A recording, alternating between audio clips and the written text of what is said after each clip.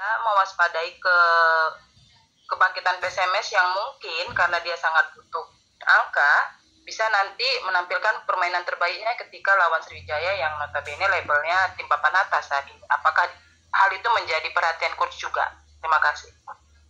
Ya, pasti Mbak, karena sepak bola itu kan unpredictable kan, tidak bisa diprediksi. Jadi walaupun sekarang Sriwijaya di puncak klasemen di putaran pertama, tapi bukan berarti Sriwijaya itu menjadi aman. Tapi yang penting apa yang Mbak bilang, PSMS dan pasti akan berjuang untuk meraih hasil yang diinginkan. Begitu juga dengan kita, Sriwijaya akan berjuang untuk meraih hasil yang kita inginkan yang terbaik. Jadi ini memang pertarungan yang sangat luar biasa, tapi semuanya kan diaplikasikan dalam pertandingan besok malam. Yang terbaik, yang penuh daya juang, yang penuh taktikal strategi mungkin dia akan menang pertandingan. Saya pikir itu Mbak untuk jawab pertanyaan dari Mbak.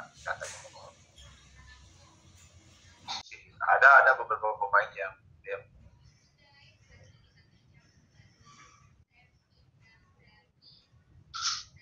orang hilang. Bocoran.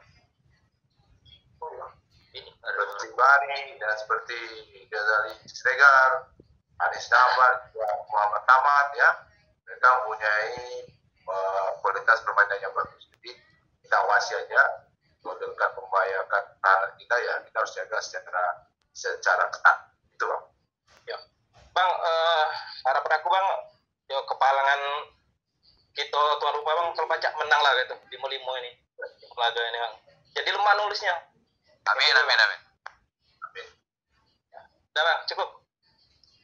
Oh siap. Insya Allah Bang. Insya Allah. Ya, amin. Silakan yang lain.